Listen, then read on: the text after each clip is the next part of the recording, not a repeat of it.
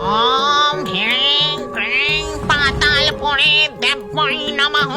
জাগো জাগো পাতালপুরীর দেবী, জাগো, আমাকে শক্তি প্রদান করো।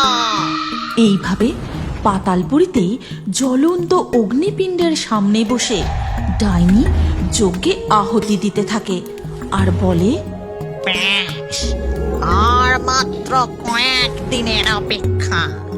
এই নিয়ে ৯৮টি পরীদের বাচ্চার বলিদান সম্পন্ন হবে। আর মাত্র ২টি বাচ্চার বলিদান দিতে পারলেই পাতালপুরীর কালো শক্তির দেবী সন্তুষ্ট হবেন।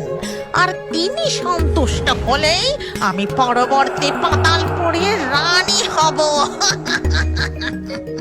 এই কথা বলে ডাইনি বিকট এক অট্টহাসি হাসতে থাকে।